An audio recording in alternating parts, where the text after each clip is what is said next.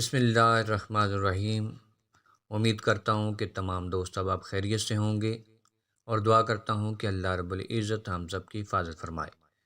دوستو، آج کی ویڈیو میں آپ کو بتانے والا ہوں زہریلا جانور اگر ہمیں ڈس لیتا ہے تو ہم اس کا کس طرح علاج کر سکتے ہیں۔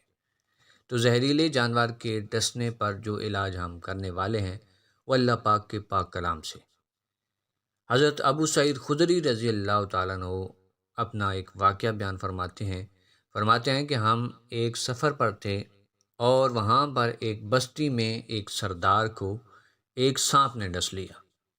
انہوں نے بہت علاج کیا لیکن وہ اس کو افاقہ نہ ہوا، تو وہ بستی والے اس اپنے سردار کو ہمارے پاس لے کر آئے اور حضرت ابو سعید خدری رضی اللہ تعالیٰ عنہ فرماتے ہیں کہ میں نے اس پر سورہ فاتحہ پڑھ کر دم کیا جس سے وہ ٹھیک ہو گیا اور سانپ کے ڈسنے کا جو زہر تھا وہ ختم ہو گیا۔ اس پر انہوں نے ہمیں اجرت بھی عطا کی۔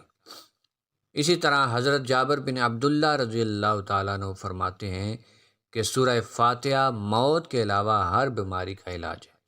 تو اللہ کا پاک کلام ہے اور اس کو اگر ہم اس نیت کے ساتھ پڑھیں کہ اللہ پاک کا یہ پاک کلام ہے اور ہمیں ضرور شفا دے گا، اور زہر جس چیز کا بھی ہو ہمیں اس پر سورہ فاتحہ کی تلاوت کرنی چاہیے اور اس کو پڑھ کر اس پر دم کرنا چاہیے۔ انشاءاللہ عز و جل زہر کا خاتمہ ہو جائے گا۔